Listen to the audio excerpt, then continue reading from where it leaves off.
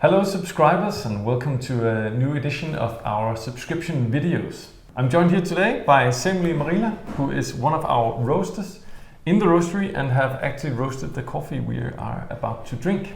And this time around you're getting two very fresh coffees. One is actually so fresh that it arrived, was it this morning or yesterday? A few hours ago actually, it just got to the roastery. Which means we don't even have that coffee to taste today. No.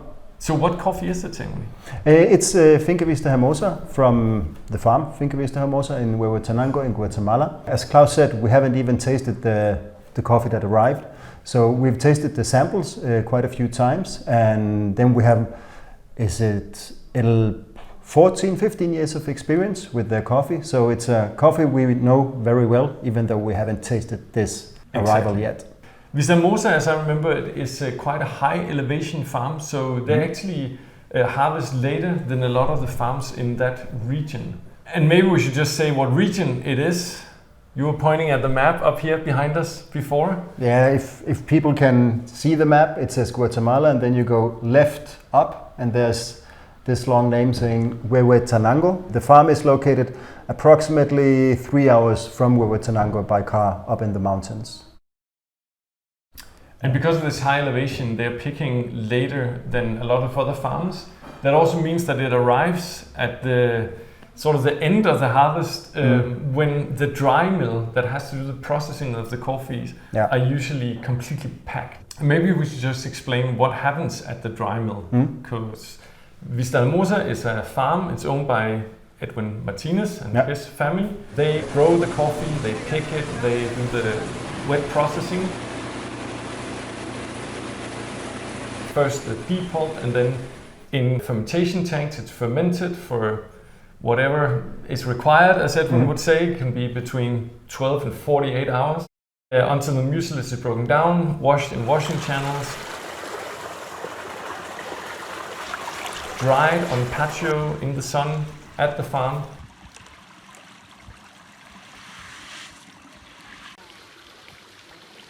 And then delivered to the dry mill. Yeah, exactly. And what happens at the dry mill? What are the steps there? So in the dry mill, the beans, they come in the parchment or pergamino, which is an outer layer, a shell that in a way protects the beans as well. And then it gets hulled. It means that it comes into some big drums where the parchment is removed.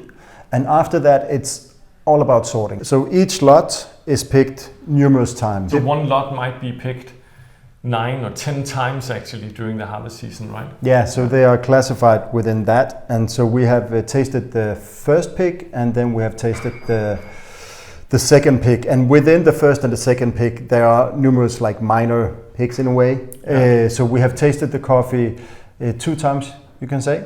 So we have a very good feel of what it brings to the cup. This is part of what we think is exciting to be able to bring you subscribers, is the very freshest arrivals. We have another coffee for you that you're actually getting 2 bags of. And that one, I managed to brew a cup for us, so we have something to taste. Very fresh. Very fresh. This is actually the lot that is going to you. This was roasted less than an hour ago by you. And then I pulled it actually as you were packing the coffee from the bin, and I took and ground on our Weber grinder out here.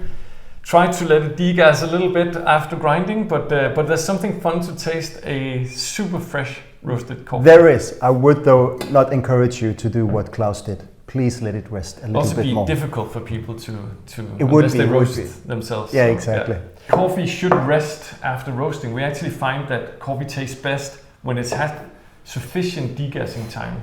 Kasper and I can argue a lot about what is sufficient time. I think it should rest at least a week, preferably 2 weeks. Kasper actually thinks a month after roasting for him is ideal. So I don't think there's any right and wrong, but we agree that it's best to let the coffee degas. The coffee we're tasting now is this one, Buku. I took the filter roast, but of course you'll be getting an espresso roast profile of this coffee as well, where we really tried to enhance it and made it as ideal for espresso brewing as we possibly can. It's a coffee we know quite well. We often compare it to the Halo because we have one from Jägerchef, one from Gucci. Which you had last month. Yeah, I think it's really pleasant in the mouth, like with the balance between the acidity and the sweetness. Yeah. That's the first thing. And then I'm quite pleased to experience what is one of the traits of this coffee, which is there's like a kind of bitterness, which is like the hoppy bitterness. So it has some hoppiness to it. It's so nice. For me, the first thing that, or the two first thing that stands out is actually the mouthfeel. It's the first one that I was like, whoa, okay. It's a much fuller bodied compared to a lot of the washed Ethiopians, especially from the southern Ethiopia, Jägerchef and Gucci. So the mouthfeel is super creamy, it's very textured, it's very rich for me. Once this is allowed to degas, it's gonna open up a lot more. It's almost like an old wine that you uncork that needs some air to breathe and open up. It's the same with degassing, that this will open up a lot more in the coming couple of weeks, and you'll get more like floral aromas out of it as well. But I would say just as much as it opens up, which I fully agree with, it also settles in a way, because there's this freshness which can be not aggressive, but it's kind of wild, and with the degassing, and it settles and becomes more soft as well, like more pleasant. Yeah, true. Yeah. Peter Dupont, our CEO and co-founder, once described it in a very good way. I think he says it's almost like a fog over a field, like covering all these aromas, and then that fog lifts off, and it's like, wow, okay, now I get to taste what it actually is. If you were to compare what you experience in this cup to what you think or know that you'll experience in Vista Hermosa, what can people expect to find in that coffee? Two different origins, the Atlantic in between, different growing conditions and so on. But I would say that the similarities would be a creamy mouthfeel, a really pleasant texture in the mouth. That would be one of the similarities. Ethiopian will bring more acidity, more fruitiness to the cup, and Vista Hermosa will have more of, as for me, what I really like, some roasted nuttiness, and then the fruit could be more a sweet orange without the sharp acidity. Traditionally, we would take it and develop it a little bit more than the Ethiopians, because we need to enhance the mouthfeel and the caramelly. Yeah, exactly. Bringing that to the front. Yeah, cool. Well, we look forward to tasting it. I'm definitely going to come grab a cup straight out of the roaster again tomorrow and brew it up an hour later. And I'll say thank you for watching, and thank you for being here, Samuli. Thank you, Klaus, and thank you. Enjoy.